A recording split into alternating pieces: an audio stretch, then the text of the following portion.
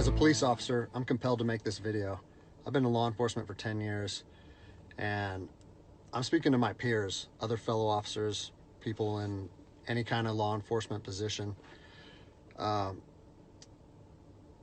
seen officers nationwide enforcing tyrannical orders against the people, and I'm hoping it's the minority of officers, but I'm not sure anymore, because every time I turn on the television, every time I look to the internet, I'm seeing people arrested or cited for going to church, for traveling on the roadways, for going surfing, opening their businesses, going to the park with their families, or doing nails out of their own house, using their own house as a place of business, and having undercover agents go there and arrest them and charge them with what?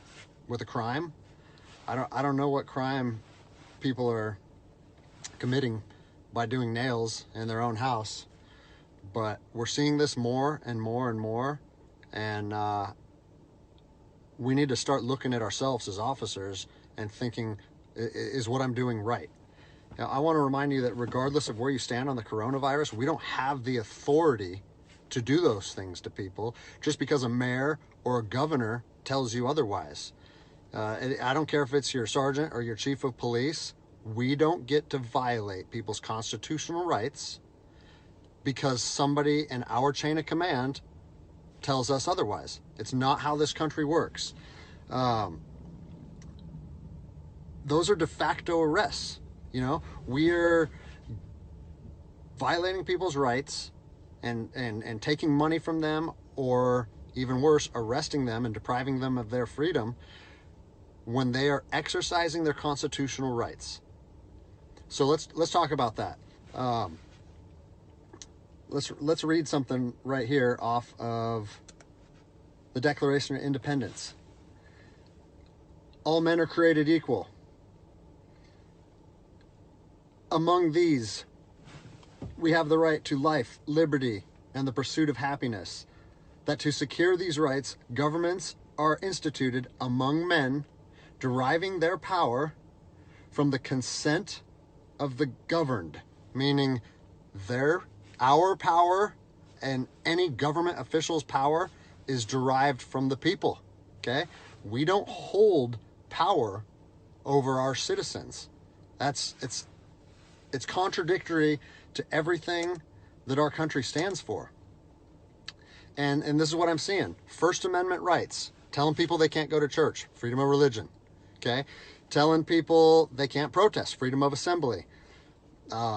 Fourth Amendment violations, illegal traffic stops to check for papers. What are you, the Gestapo? Is this 1930s Nazi Germany? You don't get to stop people unless you have reasonable suspicion or probable cause that they have committed a crime. And I know people that have personally been stopped saying, we want to see papers showing that you're essential. David 2, copy a phone call. That is not how our job works, okay?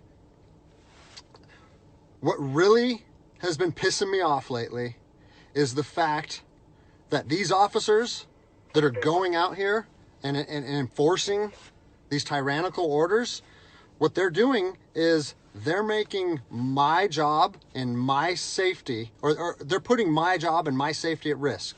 Because what you're doing is you're widening the gap between public trust and law enforcement officers.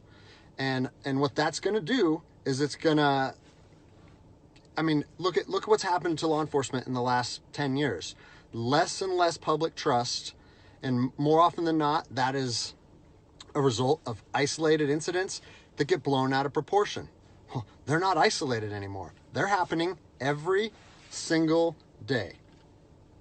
And the thing that I want you guys to realize is that our power that we hold as law enforcement officers is nothing more than a facade. It's a badge and a gun. And people, you don't realize, if you haven't lived in anarchy, if you haven't seen combat, things can be stripped from people in a heartbeat. And that's what I'm afraid of. I'm afraid that these actions are going to wake a sleeping giant, i.e. the American people, okay? They are going to be put in a position where they won't have their rights trampled anymore. And us as law enforcement officers, we'll have our ability to enforce the law stripped from us in about 10 minutes. Okay?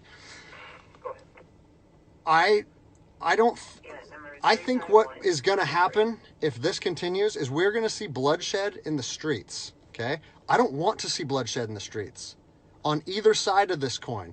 I don't want to see fellow officers get injured or killed, and I certainly don't want to see citizens get injured or killed.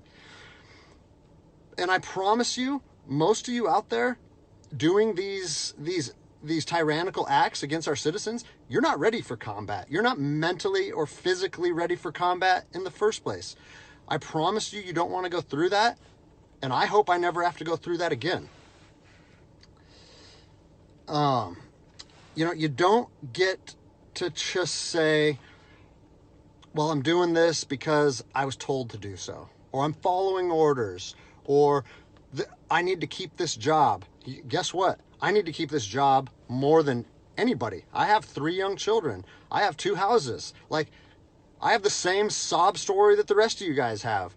But my personal choices and my living arrangements, no matter what they are, don't allow me to trample on people's rights. And I don't understand why that concept is so hard for people to understand. Listen, you need to stand up for what's right.